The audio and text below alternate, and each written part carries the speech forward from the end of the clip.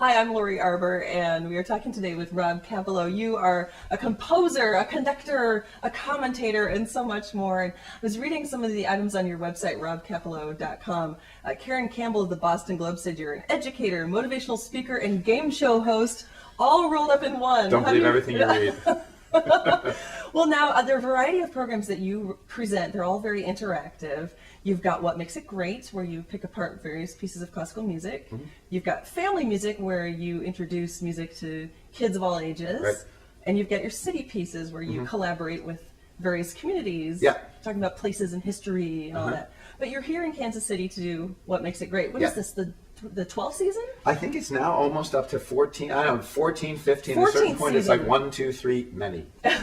That's a lot. That's right. And people they keep coming back for more, and therefore we keep bringing you back. They do. They're going to get it right one of these days. And it's presented by the Friends of Chamber Music, Yes. we should add. So give us an idea of what people can expect when they attend a What Makes It Great. Well, in a way, what makes it great is sort of like when you go to a sporting event and you have a play, and then all of a sudden you do slow motion replay, you slow it down, the commentator takes it apart, and all of a sudden you see, well, it's actually the tackle pulling that made that fantastic run. You thought it was the running back, but it's actually this. And then all of a sudden, with some X's and O's and a little slowdown, you see that there's a play going on behind the play. So, what makes it great, what we usually do is we spend an hour with the players and myself sort of taking a piece apart. And that might mean just playing 4 measures of music, building it up layer by layer. Maybe just, here's the cello part. Let me change it around. I do a lot of rewrites also.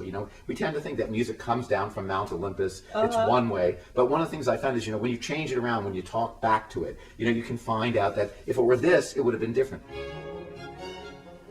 There's a wonderful passage, Nabokov, the writer on literature, he says, a good reader is a participatory reader. It's somebody who underlines, folds down pages, writes comments in the margins, has a conversation with the book. And in a way, that's what I'm trying to develop, is good listeners who will sort of talk back to a piece. So rather than assuming a fixed way, we change it around, change its rhythm. For example, you might start off with the Hallelujah chorus, famous beginning, Hallelujah. And I might just start off by making all 4 notes even. Hallelujah, audience sings.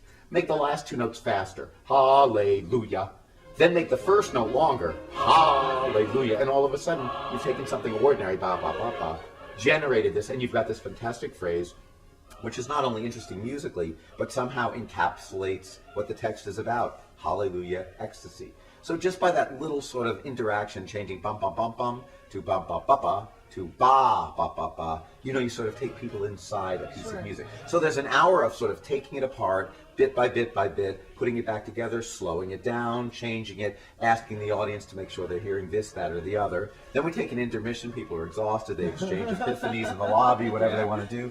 And then we come back and we put the piece together, and hopefully they hear it with a whole new pair of ears. So they hear the whole thing again. Suddenly they're hearing things that they might not have realized they had heard before. Absolutely. They're hearing it for the first time. Yeah, and really, it's funny you say do a lot of things, but in a way, they're really all the same thing in a lot of different ways.